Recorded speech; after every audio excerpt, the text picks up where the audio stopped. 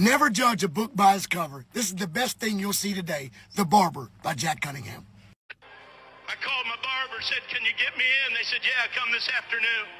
I went to the barber shop, so happy and pleased I was going to get a good haircut from a barber I trust. And when it came time for my appointment, the receptionist come out and said, Mr. Cunningham, I'm sorry, but your barber had to leave on an emergency. He's not here today, but Julie can cut your hair if you want her to. And I thought, well, I'm here. I need a haircut. Julie will be just fine. About 2 minutes later, a girl stepped around the petition. She had hair that was sticking straight up in spikes. Some of it was purple, some of it was blue, some of it was yellow, some of it was orange. That girl must have had 100 piercings in her face, all around her ears, her lips, her nose. I mean, in the sides of her eyes, she was all pierced up. And under the piercing was all kind of painting. She had on polka dot pants and a plaid shirt. She had on 2 different color socks, and her shoes didn't match.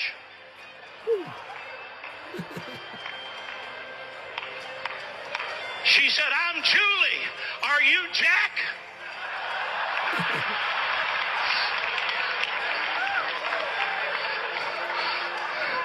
If it wasn't for wanting to please God, I'd have said, no, ma'am. Jack said, tell you he had to leave.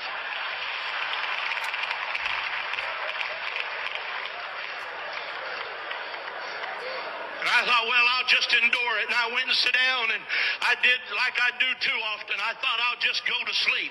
I'll just sit down here and close my eyes and rest while this girl cuts my hair, and I hope she hurries up. There couldn't be anything in the world her and I would have in common. There couldn't be anything on earth she and I'd want to talk about. She wouldn't want to hear anything I got to say. I certainly don't want to hear anything she's got to say. I apologize, but that's what was going through my mind. While she's cutting my hair, she said, where do you work?